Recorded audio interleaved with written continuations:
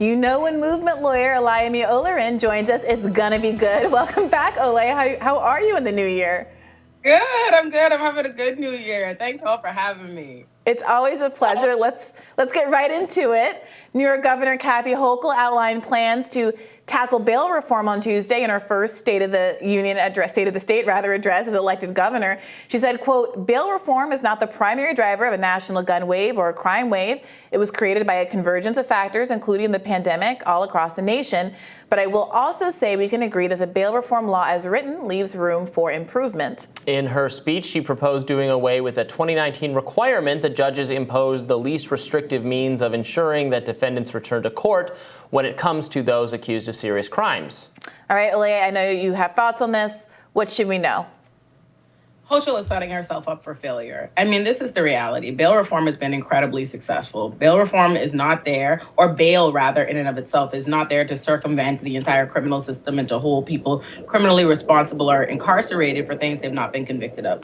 The purpose of bail is to ensure you return to court. Since passing bail reform, we've seen our failures to appear go down. More people have returned to court. There are at least 200,000 New Yorkers that have not been subjected to criminalization as a result of this bail reform law. And it's important. An important note is rearrests are not linked to this. There are less than 2% of people that are rearrested that have been out because of bail reform. And bail reform is not linked to any rise in crime, which is a fact that Hochul herself and all of the statistics show. And she pens that much in her op-ed. Yet what she's proposing is something that's going to lead to 25,000 more New Yorkers incarcerated, which ultimately will cost us $170 million more a year, about $82,000 per person that's incarcerated. So this isn't effective, but important. It's not one thing that she's being criticized for. This on top of she has several conservative. Number one, her main choice that she's being criticized for is LaSalle, which is this anti-abortion, anti-labor union choice that she's made for judge. So combined with this, we're looking at why Hochul, despite the fact that the midterm elections didn't turn out to be the red wave that they said it would be, in New York City was very close for her, and it was because of initiatives like this. Because that's counter to the argument that so many Democrats have been making, right? They say things like, well, it's close for Hochul because the left has gone too far left, and these radical defund the police liberals have made it such that it's toxic to be a Democrat. And so to hold on to these seats in a state like New York, which fared so poorly in midterms, even though Republicans, as you say, didn't have the red wave, they did have the red wave in New York State, that they have to move to the right in order to satisfy the needs of the public. You're making the opposite argument. You're saying that in fact it's because they've been chasing the right this whole time that New York elected officials suffered so much. I mean, what do you say to people who think, okay, the writing's on the wall? New York City elected Eric Adams. Obviously, for whatever reason, people seem to be very invested in narratives around homelessness and increased crime, and that politically this is the only out that Kathy Hochul has.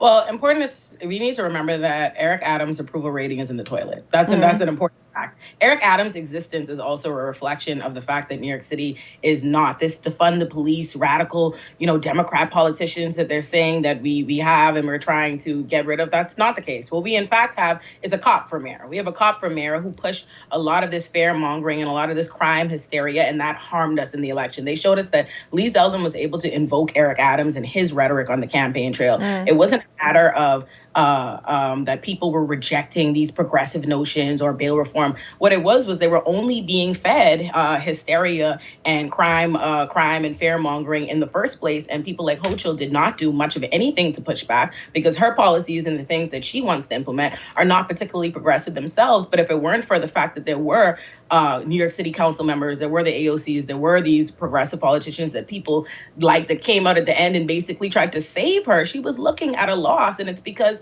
they don't have high approval ratings for the things that they are suggesting, and that's important. Eric Adams has, in fact, been attacking bail reform. Hochul has been attacking bail reform. They have been making budgetary cuts to more progressive things, education, healthcare, these kinds of things, and that is not faring well with New Yorkers at all. Because something people have to remember is, on top of the fact that New York City is not a place that neglects, when you say, how they view trying to take money out of the police budget or trying to make there be less policing. Let's not have a police state. New York City is not a place that's adopted that. New York City is a place that puts more money into policing and incarceration than most places in the country. And yet we continue to still have these problems, and we see bail reform continue to be received positively, actually, by most people. And we're trying to slow the deficit, right, Chris? So I would say no, it isn't a result of people rejecting progressive policy. It's the fact that they're not being presented with it at all.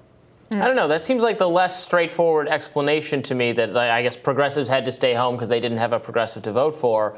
What I would think would be the more straightforward explanation just being that, like, Lee Zeldin was popular because many New Yorkers, even otherwise who would be voting Democrat, are concerned about crime issues and homelessness issues and don't feel, Eric Adams, despite being a former law enforcement, they perceive him as not getting the job done, or they perceive Kathy Hochul as not getting the job done, and they were interested in trying out a Republican approach to these issues. I don't think that the evidence really reflects that, right? If we're honest, if we look around the country and we say this whole red wave, where didn't we see it take place? And if you look at New York, you saw the tides turned, and the tides turned for Hochul. It was very, very close, and it was looking like, okay, maybe we're going to have some massive losses. And you didn't see the tides turn until they got out and they started actually trying to inform people about bail reform and about these progressive initiatives, and said, hey, actually, no, this isn't the case. And I think a reflection of that is the day after midterm elections, the minute the midterms were done, you saw the New York Times and all of these other major New York publications that had been stoking this crime wave, had been stoking all these things, come out and say, actually, that's not the case. That's not the case. And there's a reason for that. It's not just that, it's more than just the fact that they're admitting to something that they were complicit in and the fact that they created this hysteria. But it's also them reflecting that it wasn't received well. They came out and they said, actually, nope. We're going to switch our narrative. Let's present the actual facts, because they realized that despite what they did and despite how successful Republicans had been, and I'm going to just say Eric Adams, you can consider him a Republican or not, but if you would, Eric Adams and the Republicans have been at stoking this crime wave. He's got a D next to his name, but. Right, Robby, exactly. So despite how successful they had been in trying to, push this narrative, because it's hard. What people have to remember is it's one thing when Democrats are saying something, Republicans are saying another thing. It's another thing if Republicans are saying it and then your mayor is a quote unquote Democrat, but he is a cop and he is out in front saying the same thing. So people are consuming that and they're believing that and they're trusting that. But the minute there actually started to be a more concerted effort to push back, you saw people say, no, actually, we support bail reform. You actually see Eric Adams' approval ratings are down. And once the midterm elections actually did carry out, and you saw we still managed to retain and still have Democrats and Hochul, when you saw them try to switch the tide because they recognize that New Yorkers do not actually support these quote unquote tough on crime policies, because what they're recognizing is, as much as you say that, as much as you say tough on crime is the answer, we're doing that. We have each year since 2020, since we started having these conversations between the three of us, we've seen that we've continued to put more money into policing in New York City. We've hired more cops. We have taken the homeless people out of the subways. We have continued in more dehumanization of homeless people, tearing up encampments. All of these quote unquote tough on crime policies have been happening, and you've seen nothing but approval ratings fall for the people that are pushing them.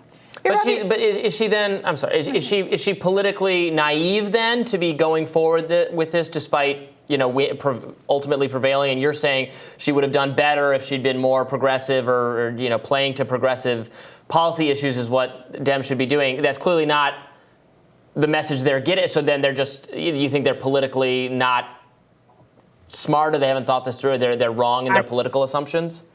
I'm saying that if for no other reason, if we don't want to have the midterm elections or her approach to crime be a reflection of her political naivety, I think, if nothing else, her current appointments are. She's being supported by nobody. Virtually, absolutely nobody in her party is in support of these choices, and namely LaSalle, this particular judge she's appointed, who is anti-labor, anti-choice, all these issues. And yet, instead of reverting on that, she is doubled down. And she is making herself an enemy of her own party, especially, like I said, she's somebody who only narrowly won. She doesn't have wide support. She's not somebody with a wide fan base following of any kind. What she needs is progressive support. She needs the organizers, the activists, the people to come out and defend her, which is what she got in this midterm election. But post it, she's actually gone out of her way to make a lot of different choices that is receiving nothing but criticism. So I would say, yes, she's politically naive. Yeah, I think to your point, Robby, oftentimes in these blue states, in these blue districts, what ends up happening is that there's a presumption that Democrats are going to be good boys and girls and vote blue no matter who, and that you don't have to cater to the base at all. So when someone like Hochul is on the fence or trying to figure out how to pick up marginal votes, there is a willingness that Democrats have shown again and again and again to throw their own constituents under the bus. And moreover, even though I think there's a wide acknowledgement that if you ran on a bunch of poll-tested, very popular policies, you would get a lot of support, i.e. Bernie coming out of nowhere in 2016 and, getting almost, whatever it was, 44% of the vote in the election just because he said the nice things. The reason Democrats don't run on all those nice things is because they're a corporate party that doesn't actually want those things to come to fruition. So Hochul has the option, technically, to appeal to the left, to run to the left, but her donor base and the entire Democratic Party establishment doesn't want her to do that. And it's worth noting in New York also that this is where Sean Patrick Maloney, who headed the Democratic Congressional Campaign Committee, lost his seat, failed all of these redistricting issues that happened in New York that caused all of these problems. And it was the moderates like him who were pushing these kind of messages that were the bottom that fell out of this whole machine. Not progressives like AOC and the rest of the squad, New York squad members, who lobbied hard for Hochul to pull it through right there at the end. Yes. Exactly. Excellent point, Brianna. You said it. Yeah. Well, look, it's always such a pleasure to talk to you, Olay. I look forward to talking to you a lot more in this new year. Yeah. Bye, y'all. And we'll have more Rising for you right after this.